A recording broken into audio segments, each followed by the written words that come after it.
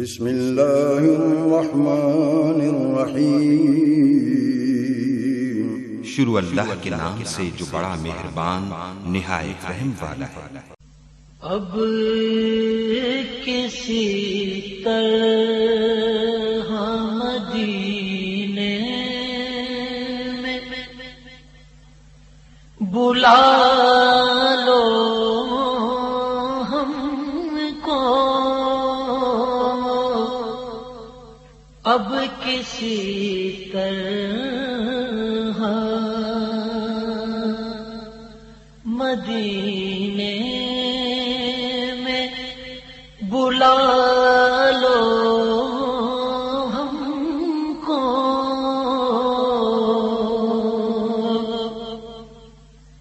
اب کسی طرح مدینے میں بلا لو ہم کو،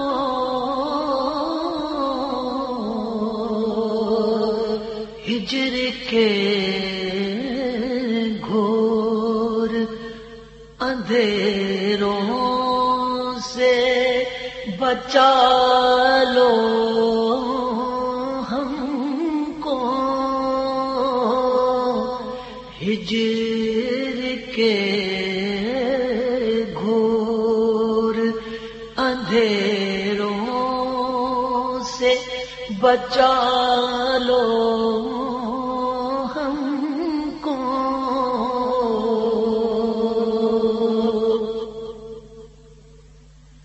جستجو آپ کے جلووں کی رلاتی ہے ہمیں،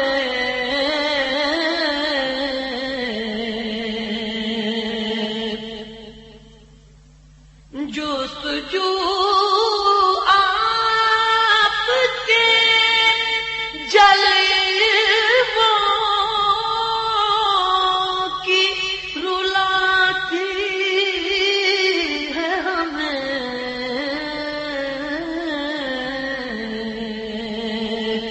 مر نہ جائیں کہیں للہ سنبھالو ہم کو، مر نہ جائیں کہیں للہ سنبھالو ہم کو،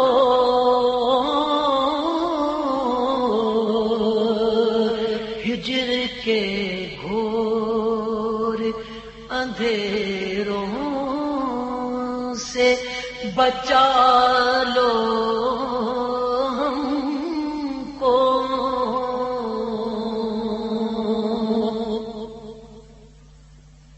مانگنے کا بھی سلیقہ نہیں آتا ہے ہمیں،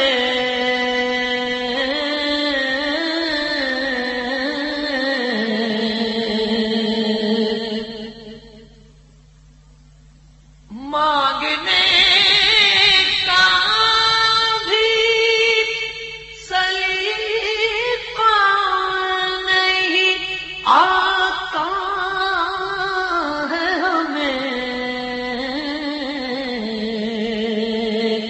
صدقے حسنین کے کملی میں چھپا لو ہم کو،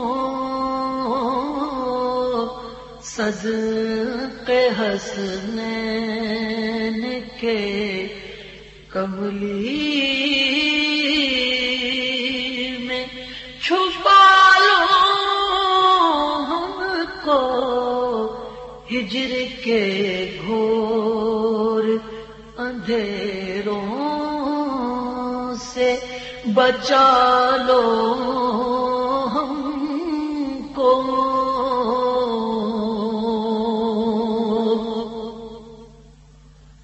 نالہ دی کا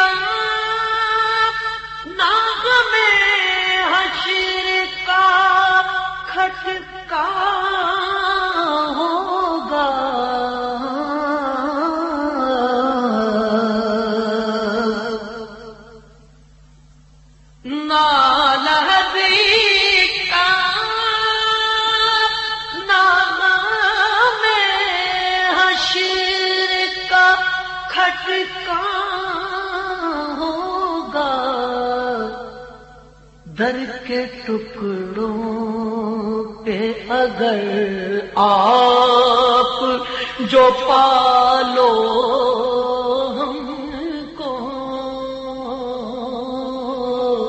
در کے ٹکڑوں پہ اگر آپ جو پالو ہم کو، ہجر کے گھور اندھیروں سے بچا لو ہم کو،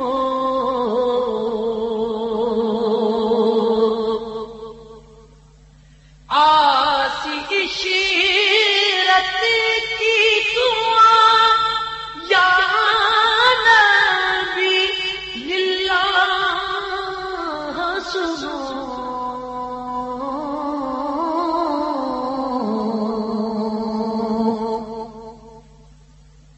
آسی عشرت کی دعا یا نبی للہ سنو، بہر عصیان کے تلا تم سے نکالو ہم کو، بہر عصیان کے تلا تم سے نکالو ہم کو، اب کسی طرح مدینے میں بلا لو ہم کو،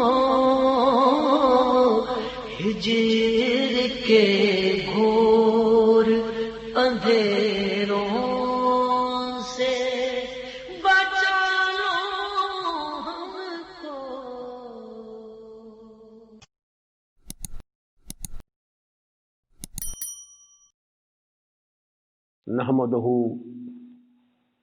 نحمده ونصلي ونسلم على سيدنا مولانا محمد رسوله النبي الأمين المكين الحنين الكريم الرؤوف الرحيم، وعلى آله الطيبين الطاهرين وصحبه الكرام المتقين المنتجبين، أما بعد فأعوذ بالله من الشيطان الرجيم، بسم الله الرحمن الرحيم، الصلاة والسلام عليك يا سيدي يا رسول الله، وعلى آلك وصحابك يا حبيب الله، الصلاة والسلام عليك يا سيدي يا رسول الله، وعلى آلك وصحابك يا نبي الله، الصلاة والسلام عليك يا سيدي يا رسول الله، وعلى آلك وصحابك يا محمد رسول الله صلى الله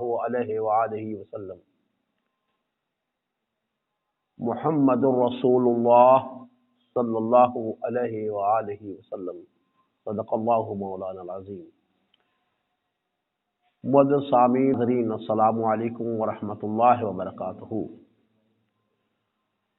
آج کی یہ عظیم الشان جو محفل ہے، ہم ہر سال دسمبر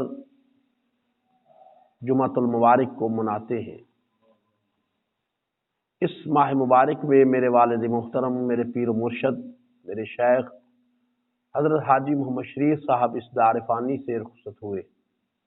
آج ہم انہی یاد میں یہ دن منا رہے ہیں۔ اللہ تبارک و تعالیٰ ان کے درجات بلند فرمائے اور ہمیں ان کے سچا پیروکار بننے کی توفیق عطا فرمائے۔ اس عظیم شان محفل کے لیے جس موضوع کا انتخاب کیا ہے، وہ بیان ایک پیغام کی حیثیت رکھتا ہے۔ قرآن مجید کی سورۃ الفتح کی آیت کریمہ کا بڑا حصہ ہے۔ محمد الرسول اللہ، یہی ہمارے کلمہ طیبہ کا، کلمہ توحید کا دوسرا جز ہے، اور قرآن کریم کی آیت کریمہ کی آیت کا عنوان بھی ہے۔ ہماری گفتگو ان تین مبارک الفاظ میں سے پہلے صرف لفظ محمد صلی اللہ علیہ وسلم پر ہے۔ اللہ پاک نے ارشاد فرمایا محمد اللہ کے رسول ہیں۔ کیا ارشاد فرمایا؟ محمد اللہ کے رسول ہیں۔ جس طرح اللہ کے لاتعداد اسماء گرامی ہیں جنہیں اسماء حسنہ بھی کہتے ہیں، اسی طرح حضور صلی اللہ علیہ وآلہ وسلم کے بھی لاتعداد اسماء گرامی ہیں۔ حرف عام میں 99 اسماء حسنہ میں معروف ہیں۔ اس طرح اللہ پاک کے بھی 99 نام معروف ہیں، اور اللہ پاک کا ذاتی نام، جو ذاتی نام ہے وہ اللہ ہے۔ بات بڑے غور سے سمجھنے والی ہے، بہت توجہ سے آپ نے یہ بیان سننا ہے۔ اس کو اسم ذات کہتے ہیں۔ کیا کہتے ہیں؟ اسم ذات کہتے ہیں۔ ذاتی نام کیا ہے اللہ کا؟ اللہ۔ باقی جتنے بھی نام ہیں سب صفاتی نام ہیں اللہ کے۔ اسی طرح میرے آقا صلی اللہ علیہ وسلم کے اسماء مبارکہ میں آپ کا جو ذاتی نام ہے وہ ہے محمد، اور اس کی وضاحت لفظ احمد کے حوالے سے آگے چل کے کروں گا۔ تو آپ صلی اللہ علیہ وآلہ وسلم کا نام جو اہل زمین کے لیے اللہ پاک نے رکھا ہے وہ ہے محمد، اور بقیہ سب صفاتی نام ہیں۔ اب یہ بات ذہن نشین کر لیں کہ اللہ پاک کے صفاتی ناموں کی جھلک حضور صلی اللہ علیہ وسلم کے صفاتی ناموں میں ہے۔ کیا عرض کیا کہ اللہ پاک کے جو نام ہیں صفاتی، اللہ پاک کے جتنے بھی صفاتی نام ہیں، میرے آقا صلی اللہ علیہ وسلم کے ان تمام صفاتی ناموں میں اللہ کے ناموں کی جھلک آتی ہے۔ آقا صلی اللہ علیہ وسلم کی ذات کو اللہ پاک نے اپنا مظہر ہونے کا مقام عطا کیا ہے، اور آج کے بیان کا عنوان بھی مظہر ذات ہے۔ مظہر اس شے کو کہتے ہیں، مظہر اس شے کو کہتے ہیں جس میں یا جس سے، کیا عرض کیا میں نے؟ جس میں یا جس سے کوئی اور ظاہر ہو۔ بڑی توجہ طلب ہے۔ جس میں یا جس سے کوئی اور ظاہر ہو، یا دوسرے لفظوں میں ہم اس طرح بھی کہہ سکتے ہیں جس کے ذریعے جس میں کوئی ظاہر ہو، جس میں جس کے ذریعے جس میں کوئی ظاہر ہو۔ دوسرے لفظوں میں ہم یہ بھی کہہ سکتے ہیں جس کا جلوہ ہو وہ ظاہر ہو،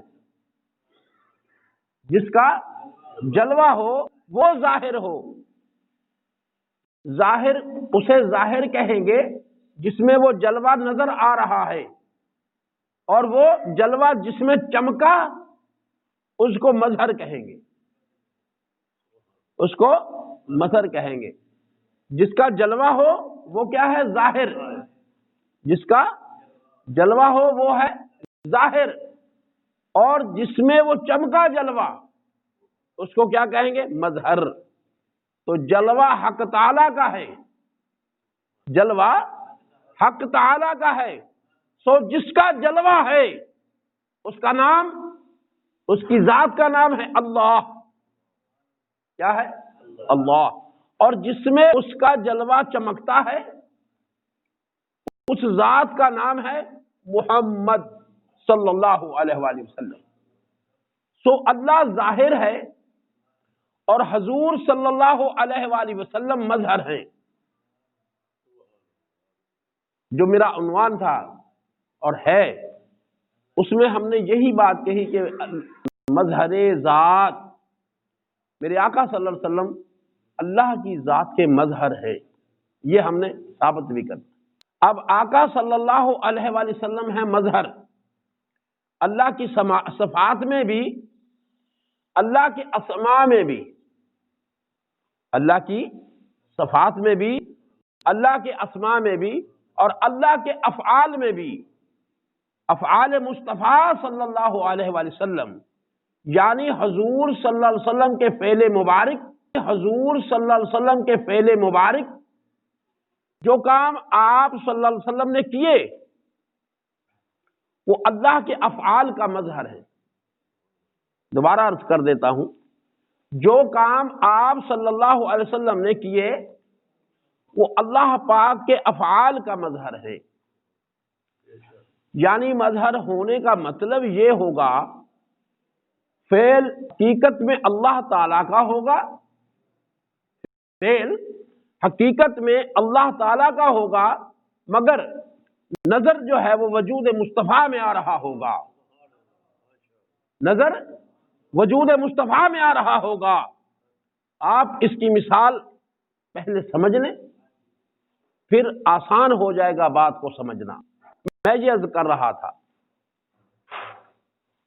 کہ جس میں جلوہ چمکا وہ کیا ہے؟ مظہر، اور وہ جلوہ ظاہر ہے۔ اسی طرح اگر آپ، اب یہ آسان سا میں نسخہ بتا رہا ہوں، اگر آپ آئینہ کو دیکھتے ہیں، آئینے کو دیکھتے ہیں تو آئینے میں آپ اپنی شکل دیکھتے ہیں۔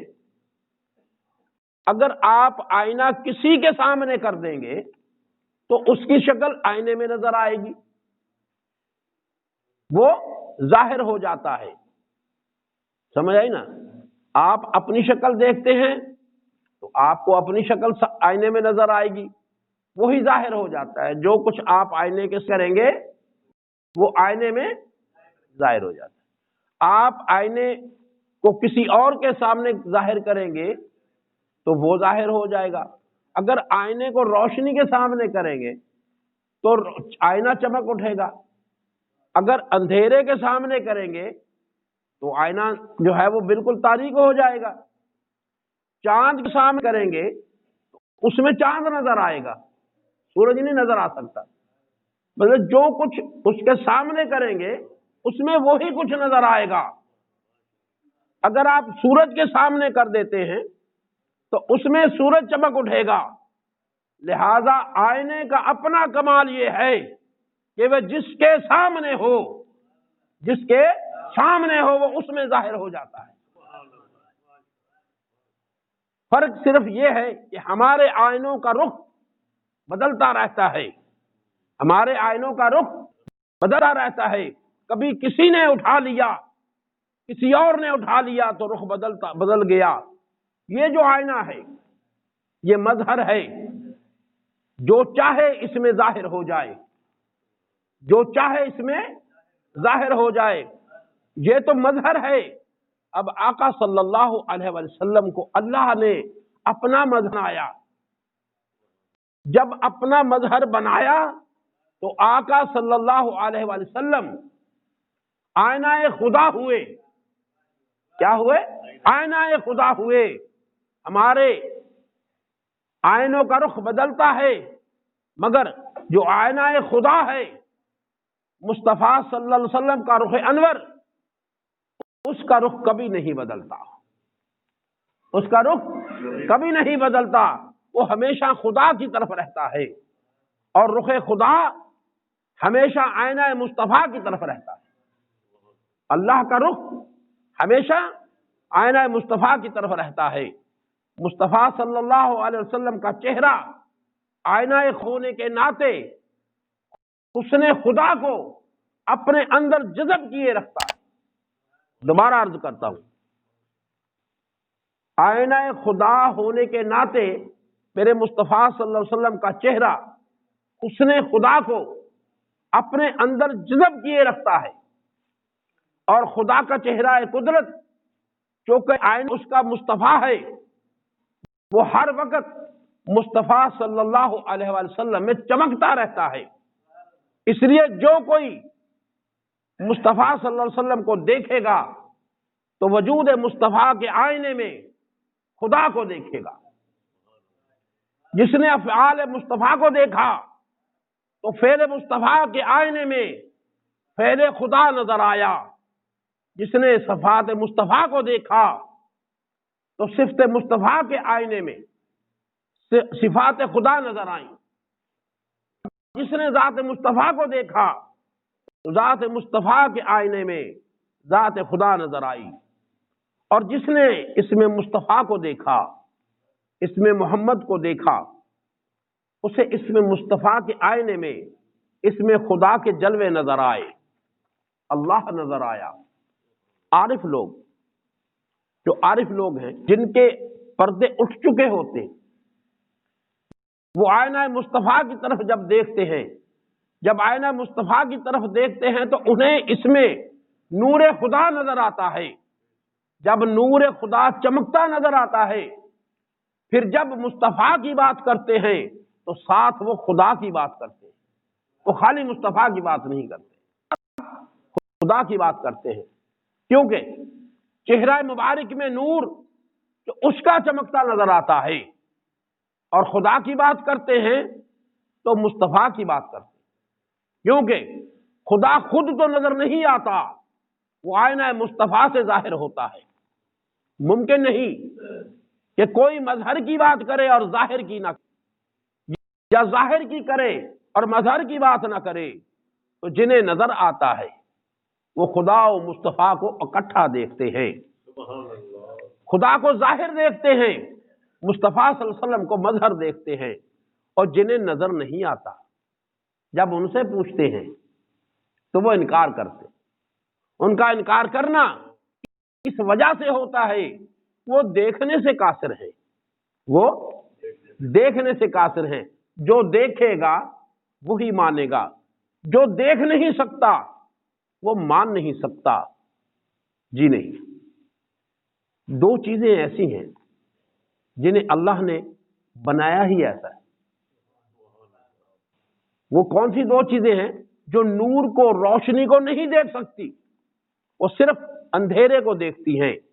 ایک کا نام الو ہے اور دوسرے کا نام چمگادڑ ہے۔ الو روشنی یا نور کی طرف آپ لے جائیں گے، وہ اندھا ہو جائے گا، اس کو نظر نہیں آئے گا۔ اسی طرح چمگادڑ رات کے اندھیرے میں دیکھتی ہے، دن کے اجالے میں یا نور میں اس کو لے جائیں تو وہ اندھی ہو جاتی ہے۔ کیونکہ روشنی میں الو اور چمگادڑ اندھے ہو جاتے ہیں، سو انہیں پوری زندگی کبھی نور کو دیکھا ہی نہیں، انہوں نے پوری زندگی کبھی نور کو دیکھا نہیں، کیونکہ انہوں نے نور کو دیکھا نہیں تو وہ نور کو مان بھی نہیں سکتے۔ نہ الو کا قصور ہے نہ چمگادڑ کا قصور ہے، اللہ نے انہیں بنایا ہی ایسے ہے۔ وہ نور کو روشنی دیکھ سکتے، تو جب انہوں نے روشنی کبھی دیکھی ہی نہیں تو کیسے مانیں گے؟ قاعدہ یہ ہے کہ جو دیکھ نہیں سکتے، جو دیکھ نہیں سکتے وہ مان نہیں سکتے، جب دیکھتے ہیں تب مانتے ہیں۔ اب وہ دیکھنے کے سلسلے میں ایک چھوٹی سی واقعہ بیان کرتا ہوں۔ حضرت زلیخا ایک روز سیدنا حضرت یوسف علیہ السلام کو انہوں نے دیکھ لیا۔ جب انہوں نے دیکھ لیا وہ دیوانی ہو گئی، ماری ماری پھرتی تھی، پورے شہر میں بدنام ہو گئی۔ یہ مختصر سی بات کروں گا۔ اب عورتیں اس کو تانا دینے لگی۔ تانا کیا دینے لگی؟ کہ خود ایک غلام کو انہوں نے خریدا بازار سے، منڈی سے، اور آج خود اس پر عاشق ہو گئیں، انہیں شرم نہیں آتی۔ جب یہ تانے دیتی تو بے ادبی کا لفظ استعمال کرتی، گستاخی کا لفظ بولتی، حیا اور ادب سے محروم، کہتی کہ اپنے ہاتھوں سے خریدے ہوئے غلام پر عاشق ہو گئی ہے۔ وہ جدھر جاتی اس کو تانے ملتے، وہ پریشان ہو گئی۔ اس نے سوچا کہ میں اس کا کوئی حل تلاش کروں۔ وہ چلتے چلتے کسی عارف کے پاس جا پہنچی۔ اس عارف کے پاس پہنچ کر اس نے اپنا مدعا بیان کیا۔ اس نے کہا میں فلاں پر عاشق ہو گئی ہوں، عورتوں نے میرا جینا حرام کر رکھا ہے، میں بہت تنگ آ چکی ہوں، مجھے کوئی راستہ بتا دیں۔ اس کی قسمت اچھی تھی، بچ گئی، کسی فتوی باز مولوی کے پاس نہیں چلے گئی۔ ورنہ اس کو بہت خراب کرتا، اس کے اوپر فتویٰ لگا دیتا۔ وہ کسی اللہ والے فقیر کے پاس جا پہنچی، اس اللہ والے نے جب پوری بات سن لی، اس نے کہا بی بی تیرے بچنے کا صرف ایک ہی راستہ ہے، ایک ہی طریقہ ہے۔ اس نے کہا حکم کریں آپ، کون سا طریقہ ہے؟ انہوں نے کہا جو کچھ تو نے دیکھا ہے تھوڑا انہیں بھی دکھا دے۔ انہوں نے کہا اصل میں یہ نقطہ میں آپ کو اس لیے سمجھا رہا ہوں کہ فقیر نے کہا جو تو نے دیکھا ہے تھوڑا اسے بھی دکھا دے، انہیں بھی دکھا دے۔ یہ سارا جھگڑا، یہ سارے تانے اسی لیے ہیں کہ تو نے دیکھا ہے تو تو پاگل ہو گئی ہے، انہوں نے دیکھا نہیں، وہ تجھ پر تانے لگائیں گے اور کیا کریں گے، تو تھوڑا سا انہیں بھی دکھا دے۔ اب حضرت زلیخا نے اس پر عمل کیا، انہوں نے تمام زنانہ مصر کو دعوت دے دی۔ جب سب آ گئیں تو آپ نے ان سے کہا کہ آپ کے سامنے چھری بھی پھل بھی رکھے ہیں، آپ ان کو اپنے ہاتھوں میں لے لیں۔ جب یوسف علیہ السلام کو آپ دیکھ لیں تو آپ پھل کاٹ کر کھانا شروع کر دیں۔ اس کے بعد حضرت زلیخا نے حضرت یوسف علیہ السلام سے درخواست کی کہ آپ ایک بار یہاں سے گزر جائیں، اور جب گزرے تو ایک لمحے کے لیے اپنے رخ انور سے نقاب الٹ دیں، پردہ اٹھا دیں ایک لمحے کے لیے، تاکہ وہ آپ کو ایک لمحے کے لیے دیکھ لیں۔ ایسا ہی ہوا، یوسف علیہ السلام وہاں سے گزرے، آپ نے رخ انور سے نقاب پلٹا، زنانہ مصر کی نگاہیں جو یوسف پر پڑی تکتی رہ گئیں، چھریاں چل گئیں، ہاتھ سے پھل گر گئے، انگلیاں کٹ گئیں، خون بہ گیا اور انہیں کوئی ہوش نہ رہا۔ جب ہاتھ کٹ گئے، خون بہ گیا، پھل گئے، ہاتھ زخمی ہو گئے، تو تب بے ساختہ کہنے لگیں فلما قلنا حاشا للہ ما ھذا بشر۔ کیا کہا انہوں نے؟ فلما قلنا حاشا للہ ما ھذا بشر، خدا کی قسم حضرت یوسف جو ہم نے دیکھا یہ انسان نہیں ہے، یہ بشر نہیں ہے، یہ تو کوئی فرشتہ ہے، یہ تو نور ہے۔ یوسف پر نظر پڑی تو ان کے حسن کے جلووں کو دیکھا تو دیوانہ ہو گئیں، ہاتھ کٹ گئے تو کہنے لگیں خدا کی قسم یہ تو بشر ہی نہیں۔ حالانکہ یوسف علیہ السلام کی بشریت کا انکار نہیں کر سکتے، ان کی بشریت مقدسہ کا انکار ہو ہی نہیں سکتا، مگر جو بات میں بتانا چاہتا ہوں وہ یہ ہے کہ انہوں نے جب تک دیکھا نہ تھا، بات دیکھنے کی ہو رہی تھی، انہوں نے جب تک دیکھا نہ تھا بشر غلام کی رٹ تھی، اور جب ان کی نگاہیں اس نے یوسف پڑی تو بشریت سے انکار کر دیا۔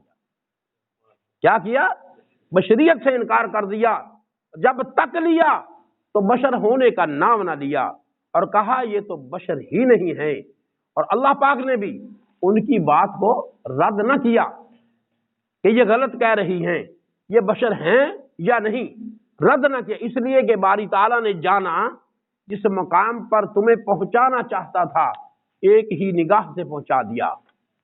جب تک دیکھا نہ تھا تب تک تانے ہی تانے تھے، زبانیں رکتی نہ تھیں، جب تک لیا زبانیں بند ہو گئیں اور بشر ہونے کا انکار کر دیا۔ تو اس سے یہ پتا چلا کہ سارے جھگڑے اس وقت تک ہوتے ہیں جب تک نگاہیں تکتی نہیں ہیں، جب تک نگاہیں تک نہ لیں اس وقت تک جھگڑے چلتے رہتے ہیں، جب تک لیتا ہے تو زبان ہو جاتی ہے۔ پیر مہر علی شاہ صاحب نے اس بات کو یوں بیان کیا کہ کوئی مثل نہیں ڈھولن دی، چپ کر مہر علی اتجا نہیں بولن دی۔ ایک اور شاعر اصغر گوندڑوی صاحب ہیں، انہوں نے اس انداز میں بیان کیا اس بات کو، یہ بڑا سوچ سمجھنے کی بات ہے۔ اگر خاموش رہوں میں تو ہی سب کچھ ہے، جو کچھ کہا تو تیرا حسن ہو گیا محدود، کہ اگر میں چپ رہوں تو سب کچھ تو ہے، اگر میں چپ رہوں تو سب کچھ تو ہے، اور میں نے کچھ کہہ دیا اور جو کچھ کہا تو وہی ہو گیا، جو کہا وہی ہو گیا، اور تو وہ ہے نہیں۔ ہائے ہائے، میں تو وہ کہوں گا جو میری سمجھ میں آئے گا، وہ تو میں نہیں کہہ سکتا کہ جو کچھ تو ہے، جو کچھ میں کہوں گا وہ کہوں گا جو میری سمجھ میں آئے گا، میری سوچ میں آئے گا، میرے مشاہدے میں آئے گا، میرے فہم میں آئے گا۔ سو جو کچھ میں کہہ رہا ہوں ممکن ہے محبوب تو وہ نہ ہو، تو اس سے بھی بلند ہو، تو میں کیا کروں؟ تو کسی نے کہا پھر تو چپ رہ، پھر تو چپ رہ، کیونکہ تو چپ رہا تو وہی ہے سب کچھ۔ لہذا آقا صلی اللہ علیہ وسلم کے حسن کے جلوے کا یہ عالم ہے، کیونکہ خدا کا حسن لامحدود ہے، اور جب لامحدود کا حسن چہرہ مصطفیٰ میں، آئینہ محبوب میں چمکتا ہے تو لامحدود حسن کو بھی لامحدود کر دیتا ہے، لامحدود حسن محدود کو بھی لامحدود کر دیتا ہے، کیونکہ حضور اکرم صلی اللہ علیہ وسلم کے اندر اس کی لامحدودیت کا ظہور ہے، مظہریت اس کی شان کا ظہور ہے۔ مظہر جو ہوئے، جتنی چمکنے والی چیز آئینے کے سامنے لائیں گے آئینہ اتنا ہی چمکا۔ تو آقا صلی اللہ علیہ وسلم کی مظہریت، کیونکہ مظہریت خدا ہے، اس لیے حضور صلی اللہ علیہ وسلم کی صفت کو دیکھو تو اس میں صفت خدا جھلکتی ہے، فعل مصطفیٰ کو دیکھو تو فعل خدا کی جھلک نظر آتی ہے، اس میں مصطفیٰ کو دیکھو تو اس میں خدا کی جھلک نظر آتی ہے، افعال مصطفیٰ کو دیکھو تو افعال کی جھلک آتی ہے۔ اس لیے فرمایا، اب میں نے بات تو کر دی، اب میں ثابت بھی کروں گا۔ وَمَا رَمَيْتَ إِذْ رَمَيْتَ وَلَكِنَّ اللَّهَ رَمَى۔ پڑھا ہے نا آپ لوگوں نے یار؟ وہ بولو تو صحیح نا بھائی، پڑھا ہے نا؟ اس کا معنی کیا ہے؟ اللہ کہتا ہے کہ میرے محبوب یہ جو تو نے ماری ہیں، فرمایا آقا صلی اللہ علیہ وسلم جب کنکریاں ماری تو آپ، اللہ فرماتا ہے وہ کنکریاں آپ نے نہیں ماری، وہ کنکریاں آپ نے نہیں ماری، جو آپ نے ماری، پہلے انکار بھی کر دیا پھر اس بات بھی کر دیا، آپ نے نہیں ماری، جو آپ نے ماری وہ مشت خاک یا کنکریاں محبوب، وہ آپ نے نہیں ماری۔ کون سی؟ اذ رما، جب آپ نے ماری، پہلے نفی کر دی پھر اثبات کر دیا۔ کیا آپ نے نہیں ماری؟ جو آپ نے ماری تھی وہ تو اللہ نے ماری تھی۔ اب یہ اللہ کہہ رہا ہے، میں نہیں کہہ رہا۔ اللہ کیا کہہ رہا ہے؟ اے میرے محبوب، وہ جو کنکریاں آپ نے نہیں ماری، آپ نے جو ماری تھی وہ آپ نے نہیں ماری، وہ میں نے ماری تھی، اللہ نے ماری تھی۔ تو ثابت کرنا یہ مقصود تھا کہ فعل مصطفیٰ فعل خدا ہے۔ ان الذین یبایعونک انما یبایعون اللہ ید اللہ فوق ایدیہم، سورۃ فتح میں ہے۔ اے محبوب صلی اللہ علیہ وسلم، جو لوگ آپ کے دست اقدس پر بیعت کرتے ہیں، حدیبیہ کے مقام پر ہوئی نا؟ کیوں بھائی میرے دوستو، حدیبیہ کے مقام پر بیعت ہوئی، اس مقام کی بات ہو فرماتا ہے۔ حدیبیہ کے مقام پر جو بیعت ہوئی، جنہوں نے اپنے ہاتھ آپ کے ہاتھ میں دیے، محبوب آپ کے ہاتھ میں نہیں، آپ کے ہاتھ میں نہیں دیے، وہ خدا سے بیعت کی ہے، کیونکہ ان کے ہاتھوں پر آپ کا ہاتھ نہیں، خدا کا ہاتھ ہے۔ تو آپ نے دیکھا کہ فعل مصطفیٰ فعل خدا کی طرف منسوب ہو گیا۔ یہ ہم نہیں کہہ رہے، قرآن کہہ رہا ہے۔ آگے سنیے، صفت مصطفیٰ صلی اللہ علیہ وسلم، فرمایا وما ينطق عن الهوى وما ينطق عن الهوى ان هو الا وحی یوحى، سورہ نجم میں ہے۔ وہ آپ نہیں بولتے، اللہ فرما رہا ہے میرے محبوب آپ نہیں بولتے، آپ اپنی خواہش سے اپنی طلب سے نہیں کلام فرماتے، ان ہوا، بلکہ وہ کیا جو کلام آپ نے فرمایا، ان ہوا الا وحی یوحى، وہ کلام جو محبوب صلی اللہ علیہ وسلم تو نے کیا وہ تو خدا کا کلام ہے، وہ تو خدا کا کلام ہے۔ تو آپ نے دیکھا کہ حضور صلی اللہ علیہ وسلم کی زبان سے جو کلام نکلا اس کی نسبت حضور کی طرف نفی بھی کر دی اور اس بات بھی کر دیا، اور پھر اس کلام کو کلام خدا بھی کہہ دیا۔ مقصود یہ تھا کہ نبی اکرم صلی اللہ علیہ وسلم کی ذات مبارکہ، اللہ کی ذات سے اتنا قریب جانو، آپ صلی اللہ علیہ وسلم کی ذات کو اللہ کی ذات سے اتنا قریب جانو کہ ایک بھی نہ سمجھو اور جدا بھی نہ سمجھو۔ حضور صلی اللہ علیہ وسلم کو خدا بھی نہ سمجھو اور جدا بھی نہ سمجھو۔ یہی ہمارے اہل حق کا ہے۔ تو میں بات کر رہا تھا کہ جس طرح افعال میں مظہریت میں، اسی طرح اسماء مظہریت کیونکہ ذاتی اسم ہے محمد صلی اللہ علیہ وسلم کا، اور اللہ کا ذاتی اسم ہے اللہ، تو لفظ محمد لفظ اللہ کا مظہر ہے۔ سو جو اس میں کمالات لفظ اللہ میں ہیں، انہی کی جھلک اور مظہریت لفظ محمد میں ہے۔ اب ہم دونوں لفظوں کا الگ الگ موازنہ کرتے ہیں تاکہ آپ لوگوں کو بات سمجھ میں آ جائے کہ کس طرح اللہ ظاہر ہے اور محمد صلی اللہ علیہ وسلم کس طرح مظہر ہے۔ اللہ تعالیٰ کے ناموں میں لفظ اللہ ایسا اسم ہے جس کا ہر حرف بامعنی ہے، اس کا کوئی حرف ایسا نہیں اس کا معنی نہ ہو۔ مثلا آپ اپنا نام لے لیں، پورے کا پورے لفظ جو ہے اس کا ایک معنی ہوگا، اس کا ایک حرف یا دو حرف اس میں سے نکال دیں گے تو معنی ختم ہو جائے گا، معنی برقرار نہیں رہے گا۔ مثال کے طور پر ہم ایک نام لے لیتے ہیں، وقار کہتے ہیں، تو اس کا ایک معنی بھی ہے۔ اب واو نکال دیں تو کیا رہ جائے گا؟ کار، اس کا کوئی معنی نہیں بنتا۔ اب کار دو نقطوں والے لفظ کا کوئی معنی نہ رہا۔ یہ بات بڑے سمجھنے والی باتیں ہیں۔ وہ تمام کے تمام حرف قائم ہوں تو لفظ کا معنی ہے، اگر ایک ایک حرف نکال لیں تو حرف کا معنی نہیں۔ اب اصل بات کی طرف آ جائیے، میں نے وہ مثال دے کے آپ کو سمجھا دیا تاکہ آپ کو سمجھ آ جائے۔ لفظ اللہ کی طرف آ جائیے۔ ہم بولتے ہیں اللہ، اس لفظ کا ایک معنی ہے۔ لفظ اللہ، اللہ کا ذاتی نام ہے، اس کا معنی کیا ہے؟ بس معبود وہی ہے، اس کے لیے ساری عبادتیں ہیں۔ اب آپ اس لفظ اللہ کا پہلا حرف الف ہٹا دیں، پہلا حرف الف ہٹا دیں تو کیا بچ گیا؟ للہ، للہ ہی بچا نا یار۔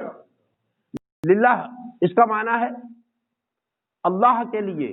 للہ کا کیا معنی ہے؟ اللہ کے لیے۔ اب آپ دوسرا حرف لام ہٹا دیں، لام ہٹا دیں تو للہ کا لام ہٹا دیا اور پہلے والا الف پھر لگا دیں۔ جب لام ہٹا کر الف لگایا تو بن گیا الہ۔ الہ کا کیا معنی ہے؟ معبود۔ تو یہ بھی لفظ کامل رہا، حرف ہٹائے مگر لفظ کامل رہا۔ اب الف بھی ہٹا دیں، الف کو ہٹا دیں، لام اور ہے بچ گیا۔ یہ لفظ کیا بنا؟ لہو۔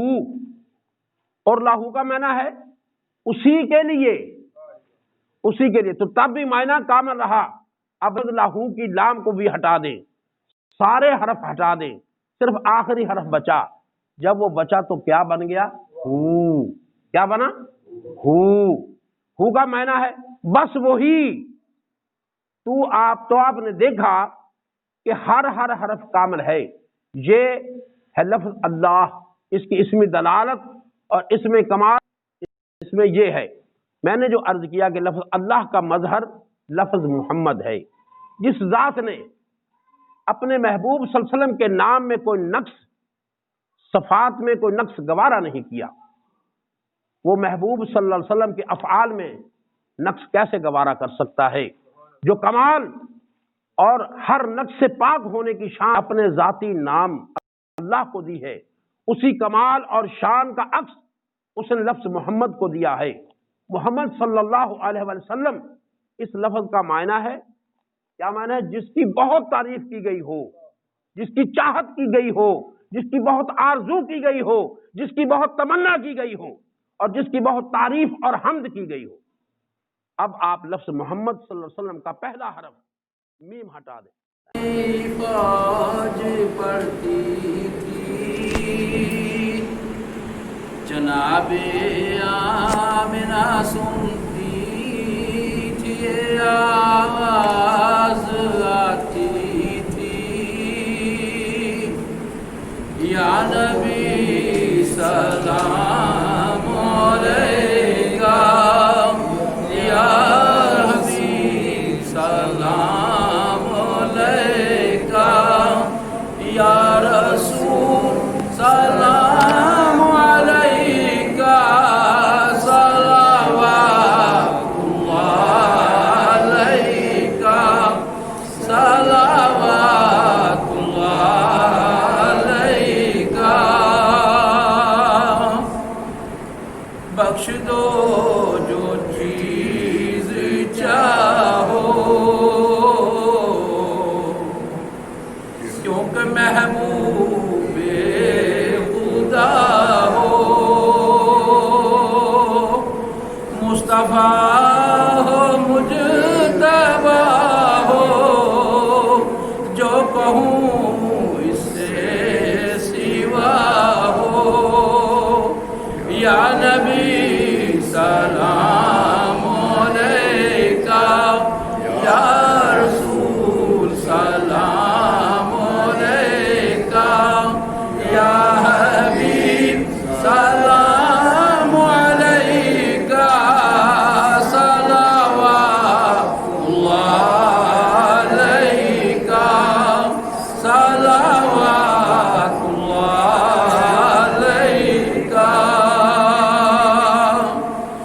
रहमतों के ताज वाले, दो जहां के राज वाले, अर्श की मेराज वाले, आसियों की लाज वाले, या नबी सलाम अलैका, या रसूल सलाम अलैका, या हबीब सलाम अलैका, सलावतुल्लाह अलैका, सलावतुल्लाह अलैका।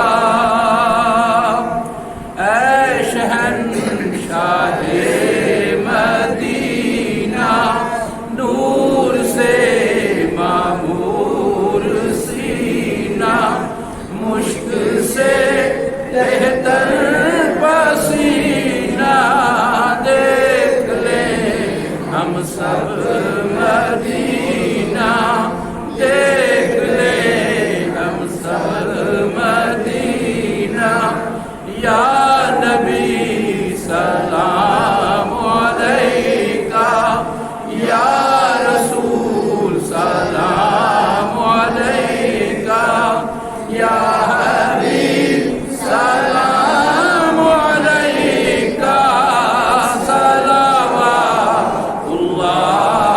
अलैका, सलावतुल्लाह अलैका। ऐ खुदा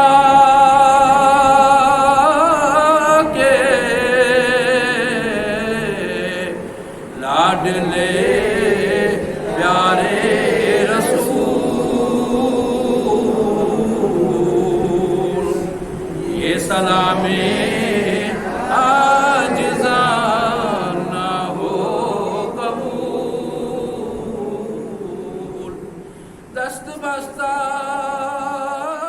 है खड़े हाजिर गुलाम, पेश करते हैं गुलामाना सलाम। आँख हर वक्त मेरी तुझसे लड़ी रहती है, आँख हर